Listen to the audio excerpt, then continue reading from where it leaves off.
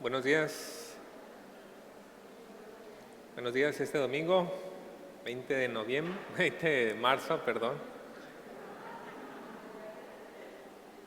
¿Por qué pensé en noviembre? 20 de marzo. Qué bueno que podamos estar aquí en el tiempo de la predicación y también a las personas que nos siguen en la transmisión. Les vuelvo a recordar, este sábado vamos a tener las pláticas, conferencias para matrimonios a las 7:30 el sábado. Va a venir el pastor Edgar Salazar de La Paz para compartir acerca de los temas que más se pudieron mencionar en las hojitas que se les entregaron. Hace algunas semanas atrás se les dieron unas hojitas para que ustedes escogieran cuáles eran los temas que parecían más relevantes para tratar con los matrimonios. Así que se escogieron los dos temas principales que tiene que ver con resolución de conflictos y honrar a tu cónyuge.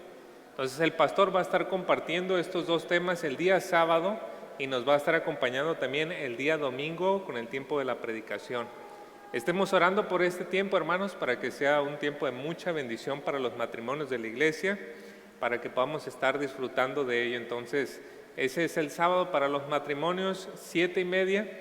Y bueno, no le garantizo a qué horas terminamos porque usted sabe, luego se da mucho la plática y todo eso, pero en el medio de los dos temas vamos a tener una pequeña merienda, una comidita ahí para compartir y vamos a seguir después con el segundo tema.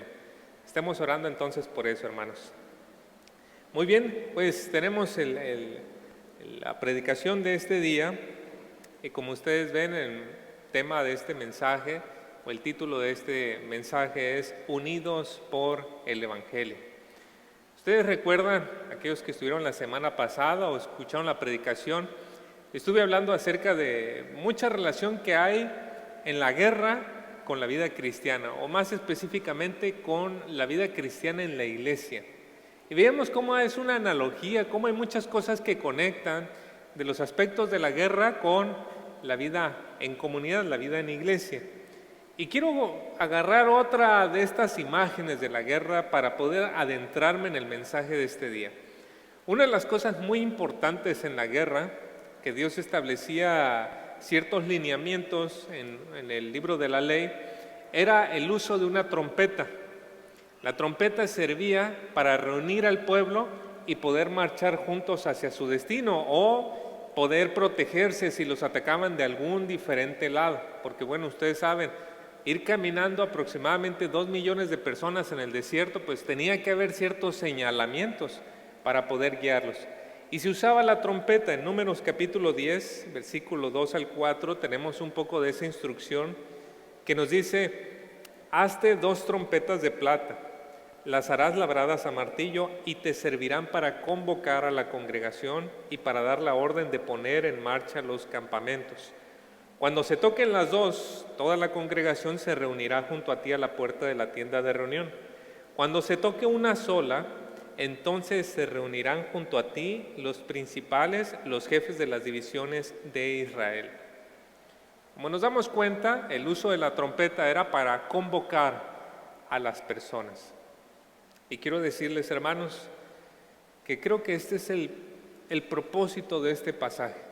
Servirnos como una trompeta para unirnos, para convocarnos a la unidad en la iglesia. Así que con eso en mente, les quiero pedir que vayamos a Filipenses capítulo 2, versículos 1 al 4, y cuando usted lo encuentre, voy a empezar a leer y me acompaña por favor con su vista.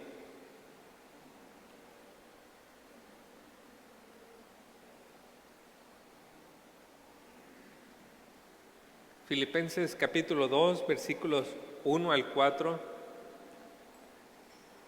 dice la palabra de nuestro Dios: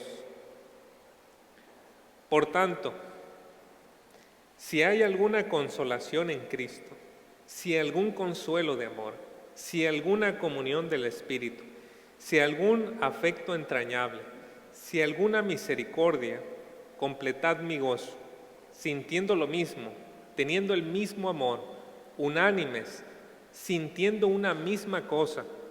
Nada hagáis por contienda o por vanagloria, antes bien con humildad, estimando cada uno a los demás como superiores a él mismo, no mirando cada uno por lo suyo propio, sino cada cual también por lo de los otros. Vamos a orar. Dios y Padre nuestro, le damos gracias por su palabra, Señor, por este texto que deseamos que suene como la trompeta en el pueblo de Israel, para convocar al pueblo a la unidad, al trabajo en conjunto, a marchar juntos, oh Señor. Que la voz de Cristo se haga oír a través de este mensaje, que su Espíritu trate con nosotros en esta hora, Señor, y nos ayude también a quitar de aquellas actitudes, pensamientos, ideas que son contrarios a la unidad. Por favor, bendiga a su iglesia, porque en la unidad se puede ver a Cristo y queremos que el mundo pueda ver a Cristo en una iglesia unida. Se lo pedimos, oh Señor, en su nombre, Señor Jesucristo. Amén. Pueden tomar su lugar. Como se dan cuenta, seguimos en la carta del apóstol Pablo a los filipenses, enfatizando la importancia de trabajar en equipo por la causa del Evangelio. Recordamos que es gracias a la obra de nuestro Señor Jesucristo que nosotros, pues siendo de diferentes partes, siendo de diferentes trasfondos, somos unidos a un mismo cuerpo, somos unidos a una misma iglesia. La unidad es un asunto muy importante y debido a ello hay tres cosas que quiero hablarles acerca de la unidad que resaltan de este pasaje. Primeramente, unidad en la experiencia cristiana. Noten cómo inicia el versículo 1. El versículo 1 dice, por tanto, es una conclusión. Esto significa que pues para entrar en una conclusión pues tenemos que mirar atrás, porque es la conclusión de algo. ¿Y de qué algo es esta conclusión? Bueno, tendríamos que mirar Filipenses 1:27, donde nos dice solamente que os comportéis como es digno del Evangelio de Cristo. Así que esta es la conclusión de aquella exhortación que Pablo les dijo, que él quería que ellos se comportaran como ciudadanos del reino de Cristo. Y ya vimos todas las instrucciones derivadas de ese aspecto. Así que, sabiendo que somos ciudadanos, sabiendo que nos tenemos que comportar como ciudadanos del reino de Cristo, entonces es que tenemos esta conclusión. Nos va a hablar acerca de la unidad.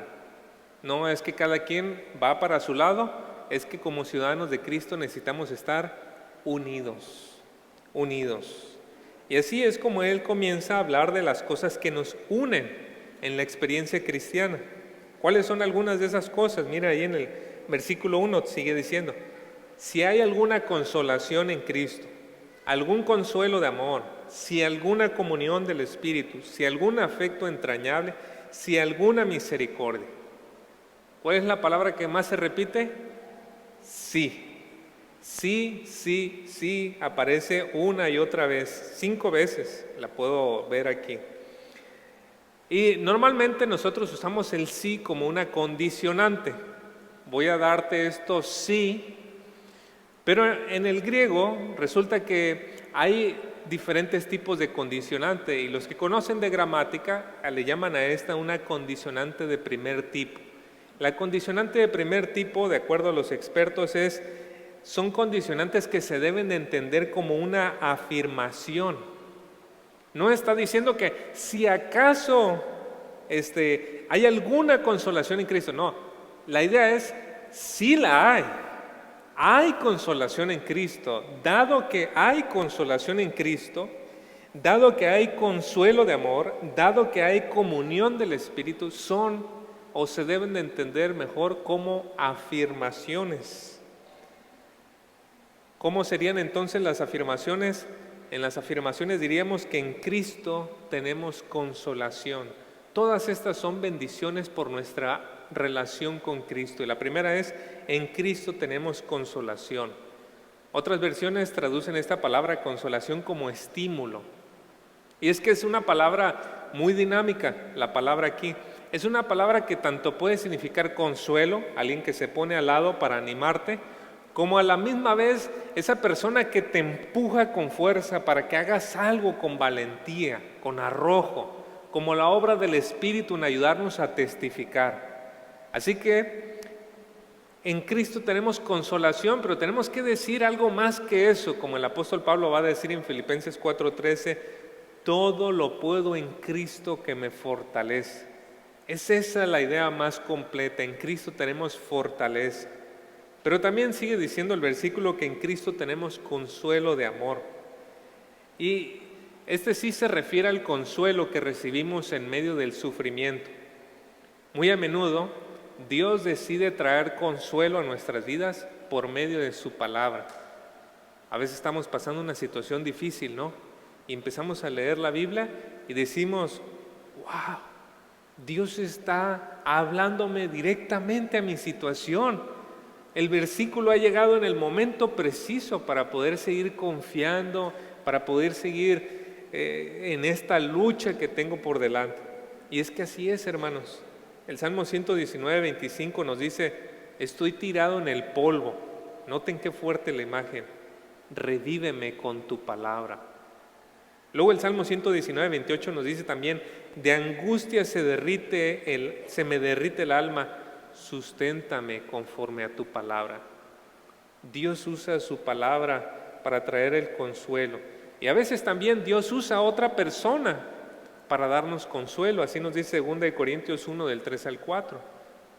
Bendito sea el Dios y Padre de nuestro Señor Jesucristo, Padre de misericordias y Dios de toda consolación, el cual nos consuela en toda tribulación nuestra, para que nosotros podamos consolar a los que están en cualquier aflicción con el consuelo que nosotros mismos somos consolados por Dios. Así que en Cristo tenemos el consuelo de Dios y muchas veces consuelo por medio de la palabra o por medio de los hermanos también. Pero el texto nos sigue diciendo que también en Cristo tenemos comunión del Espíritu. Y aquí, hermanos, no hay que entenderlo como una cosa mística, ¿no? Una experiencia extraña allí.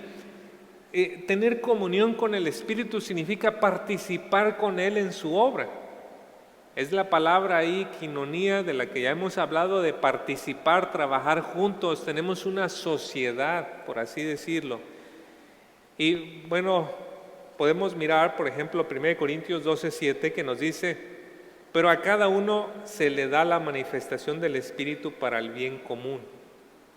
Esta es la idea, Dios nos da dones y de esta manera nosotros tenemos esta dinámica con el Espíritu y podemos servir a otros.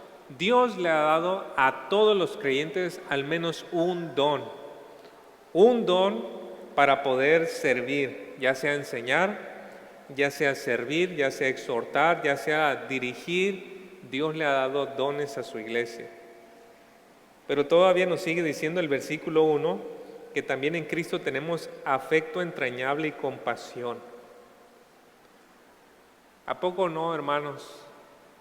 Cristo ha venido a sanar muchas heridas de nuestros corazones. ¿A poco no hemos llegado a experimentar la misericordia de Cristo cuando nosotros hemos cometido una y otra vez pecados? ¿A poco no hemos visto las bendiciones del Señor? ¿A poco no recibimos más de lo que en verdad merecemos? El profeta Jeremías, escribiendo Lamentaciones, miren el nombre, ¿verdad? Lamentaciones, dice esto del Señor, que las misericordias del Señor jamás terminan, pues nunca fallan sus bondades. Son nuevas cada mañana, grande es tu fidelidad. Todas estas bendiciones tenemos, hermanos, debido a nuestra relación con Cristo por la fe en Él. Para Pablo, estas eran las bases para el tema de la unidad. ¿Y no les parece a ustedes extraño que Pablo haya escogido estas cosas como la base para hablar del tema de la unidad? Es decir, cuando Pablo quería tocar el tema de la unidad en la carta a los Efesios, él habló de que teníamos 7 cosas en las que teníamos unidad: un Dios y Padre, un Señor Jesucristo, un Espíritu, un bautismo, una fe. Bueno, estas 7 cosas vamos a decir, más doctrinales, pero aquí Pablo está hablando más de la experiencia cristiana, cosas que nosotros hemos recibido. ¿Por qué Pablo usaría esto para hablar de la unidad? A mí me parece que tiene un efecto muy parecido a la familia. Si en la familia los padres que tienen 2 o más hijos deciden mostrarle más amor a uno de sus hijos, ¿qué es lo que va a suceder? Va a haber conflictos entre los hijos más adelante, ¿no es cierto? Va a haber ciertos problemas. Pero ¿qué pasa cuando los padres le muestran amor a todos sus hijos? Pues es más probable que los hijos se lleven bien. Es más probable que cuando crezcan los hijos haya una buena relación entre todos ellos. Y Pablo quiere como que mostrar o agarrar esta idea de que, mira, es cierto que algunas personas experimentan la presencia de Dios de una manera más cercana, pero Dios ama a todos sus hijos. Todos han experimentado estas bendiciones. Y dado que Dios muestra su amor igualmente para todos sus hijos, debería de tener la base para que nosotros tengamos unidad. Y todos entonces tenemos unidad en la experiencia cristiana. Usted o yo no estamos más cerca de Dios, un paso más adelante. No, hermanos, todos tenemos esta experiencia de que Dios nos ama en Jesucristo. Es por esto mismo que hay un sentir que debemos de cuidar. Y quiero hablarles ahora acerca de la unidad de corazón. Allí en el versículo 2 nos dice: completad mi gozo, sintiendo lo mismo, teniendo el mismo amor, unánimes, sintiendo una misma cosa. Aquí Pablo, de una manera muy sutil, deja ver a los filipenses que hay un detallito en la iglesia que no lo deja estar completamente contento. Vaya, Pablo en el capítulo 1 los ha elogiado de una manera increíble. Esta es una iglesia trabajadora, esforzada, comprometida, ayudando económicamente. O sea, es una iglesia espectacular, pero Pablo amorosa y amistosamente le dice: todo está muy bien, solamente que hay un detalle que no me deja estar con esa sonrisa completa en mi rostro. Noten con qué toque, con qué amor, con qué sensibilidad lo hace el apóstol Pablo. ¿Y qué es eso que no dejaba a Pablo estar completamente feliz? La falta de unidad en la iglesia.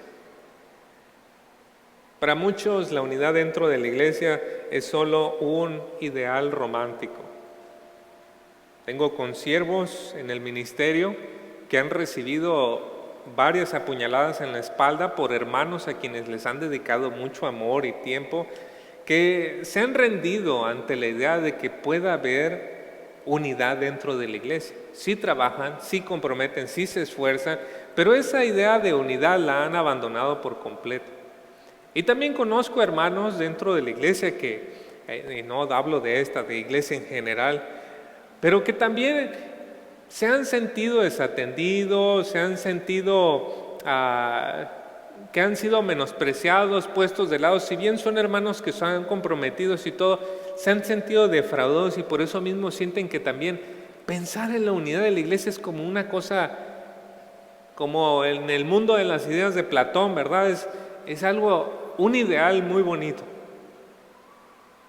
Quiero decirles, hermanos, que si nosotros pensamos que tener unidad en la iglesia es algo imposible, entonces no vamos a hacer las medidas necesarias para poder fomentar la unidad. Si hubo alguien, hermanos, que sufrió muchísimo por causa de las iglesias, ese fue el apóstol Pablo, y él todavía seguía creyendo en la unidad. Ustedes pueden leer la primera carta de Corintios. Es una iglesia dividida hasta por si a alguien le gustaba el café con más azúcar o con menos. O sea, había cualquier cosa para separarse unos de los otros.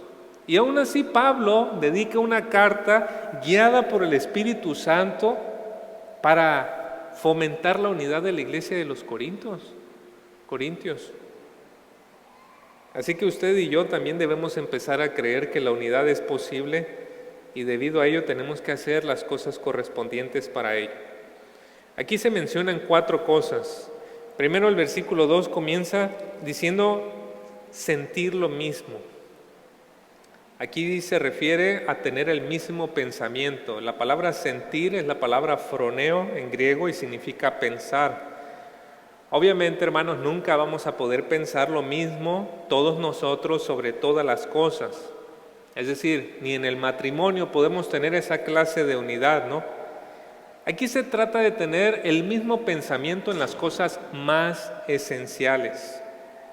Para conseguir ello, necesitamos que la Biblia nos afine a todos nosotros.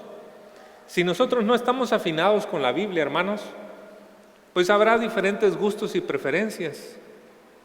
Por ejemplo, me han llegado a preguntar, oye pastor, ¿y por qué tú no estás como que trabajando con las alianzas de pastores o de iglesias y todo?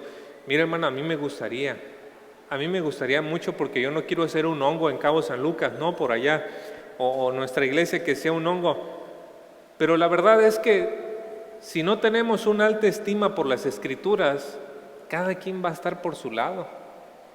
En una reunión, por ejemplo, conocí a un pastor y la primera pregunta decisiva para saber si yo iba a ser su amigo o no fue, ¿en su iglesia cantan himnos con órgano? Y yo dije, no, pues ya aquí se dividió el asunto, ¿no?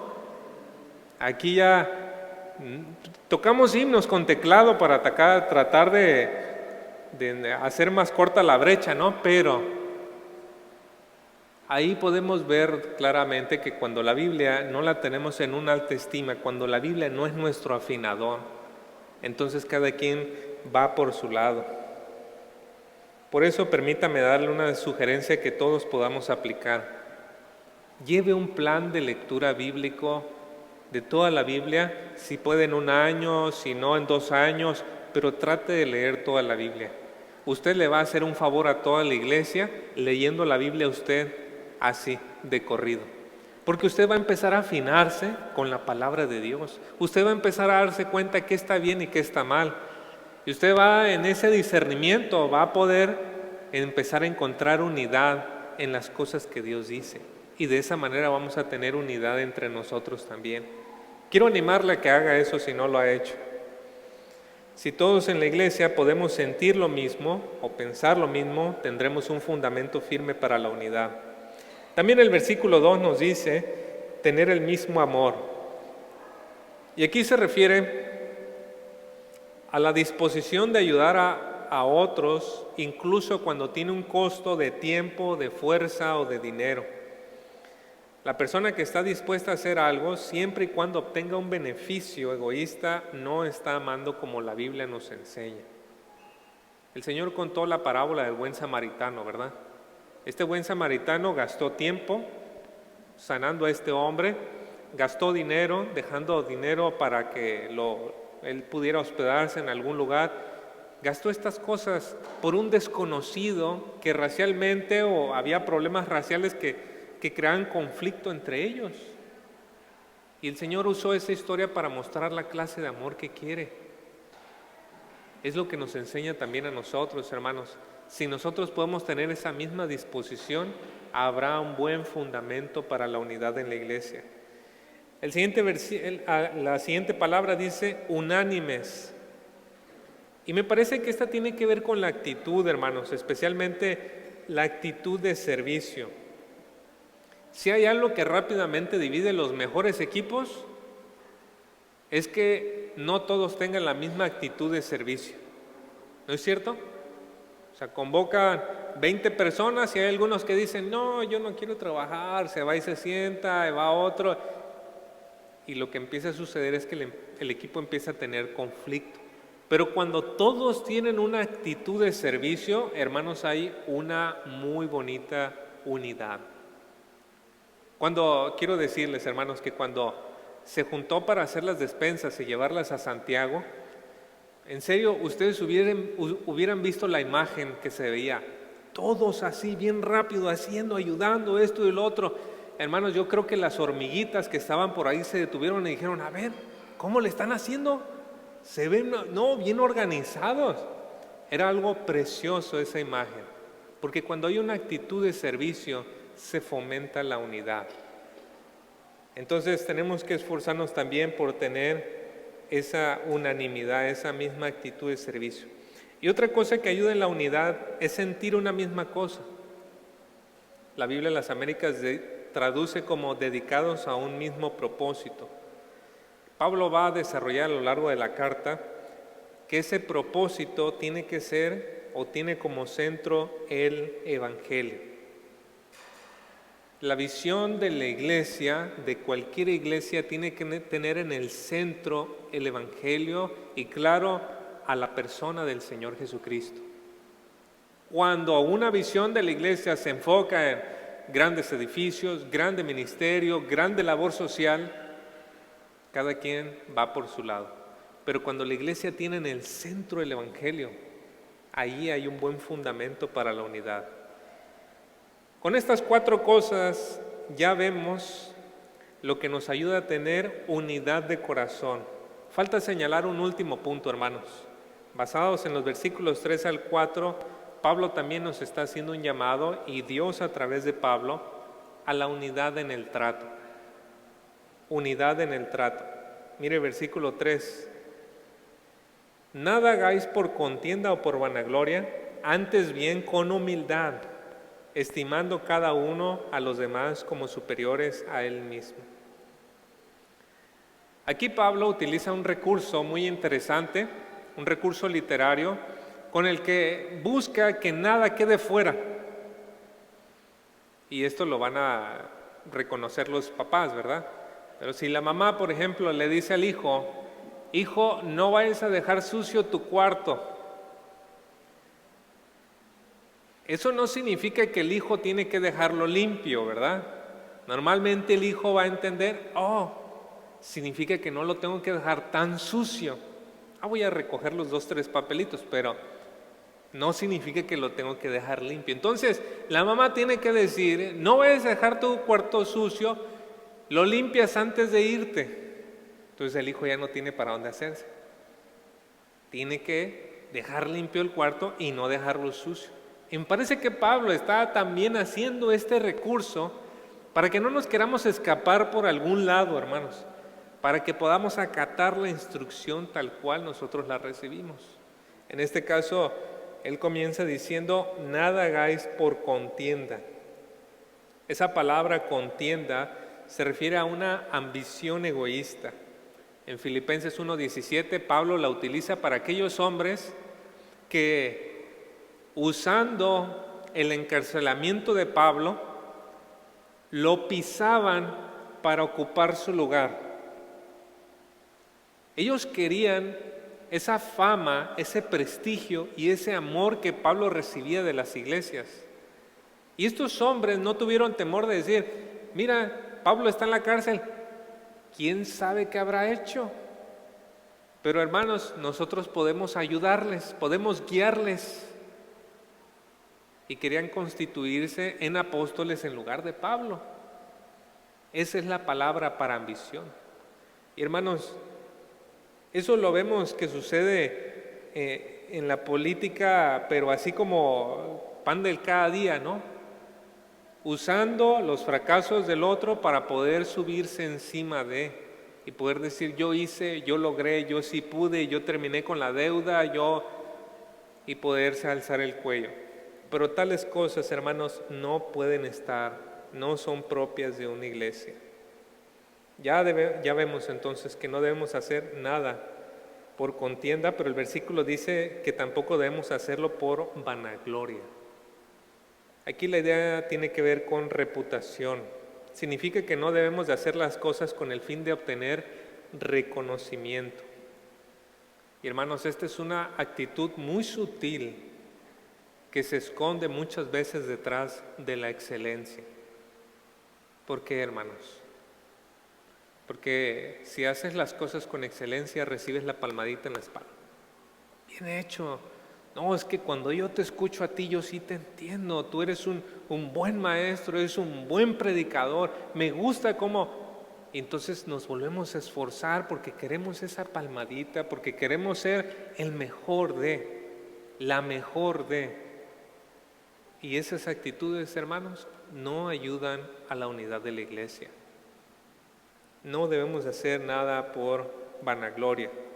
El predicador Spurgeon dijo: el diablo ha puesto su grano de arena en la construcción de muchos lugares de culto. Y me llama la atención que haya dicho eso, porque dice, hay muchas cosas muy bonitas que se han hecho, pero el diablo ha estado con ellos trabajando. ¿Por qué? Porque el diablo ha estado alentando el orgullo para que se hagan las cosas. Hay que tener cuidado, hermanos.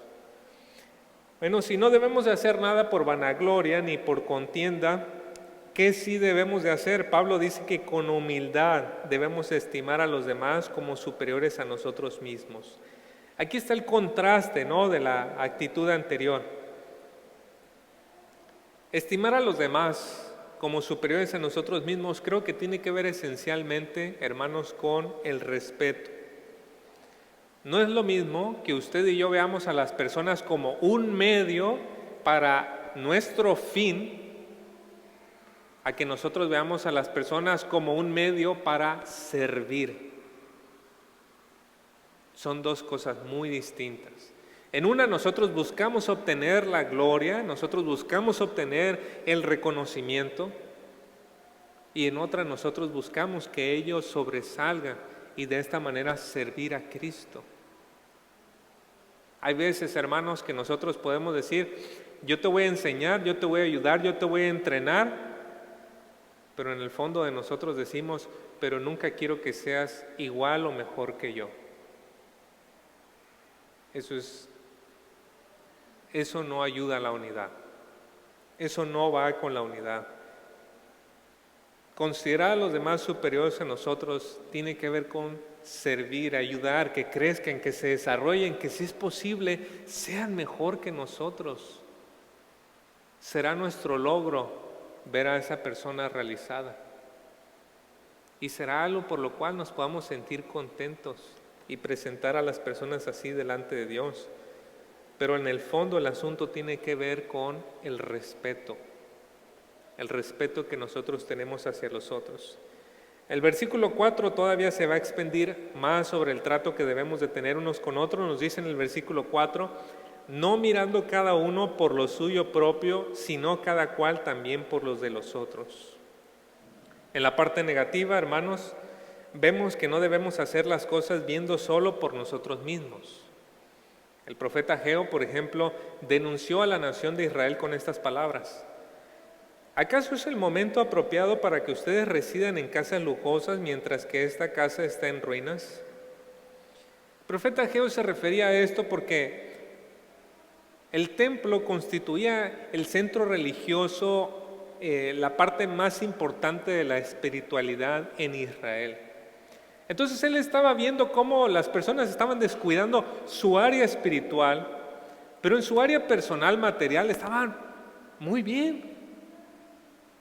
Y decía el profeta Ageo, está bien que ustedes tengan sus casas artesonadas, y si ustedes llegan a ver imágenes de casas artesonadas, pues es una madera muy bonita que le ponen hacia el techo y todo esto, ¿verdad? Así toda decorada, mientras dejan descuidada la vida espiritual, no solo de ustedes, pero de toda la nación, porque al final el templo no solo servía a uno, a una familia, pero servía a muchas familias, a las familias de Israel. Lamentablemente, a veces podemos pensar que contribuir con tiempo y dinero para la obra de Dios representa una pérdida, hermanos. Y por eso es que a veces decimos, no quiero ayudar, no quiero servir, no quiero aportar porque es una pérdida, yo necesito, yo esto. Y esa mentalidad no nos ayuda para la unidad. Contraria a esa actitud, dice el versículo que debemos mirar por lo de los otros. Y entiendo, hermanos, que Dios no está en contra de que nos podamos superar en nuestras posesiones, académicamente o laboralmente. Lo que debemos de tomar en cuenta es que cualquier superación debe también traer un beneficio para los demás. Y hay una imagen por ahí. En el lado derecho mío, izquierdo de ustedes, pueden encontrar este círculo azul que tiene que ver con las cosas de uno. Ok, son mis propios intereses y en la parte de la derecha los intereses de los demás. Dios quiere que no descuidemos nuestros intereses, es decir, pues tenemos una familia, tenemos un trabajo, tenemos responsabilidades. Y acá hay otra familia o acá hay otras cosas del Señor que también tienen sus necesidades, pues tenemos que buscar la manera de que nuestros intereses y los intereses de otros puedan combinarse y podamos de esta manera ayudarnos.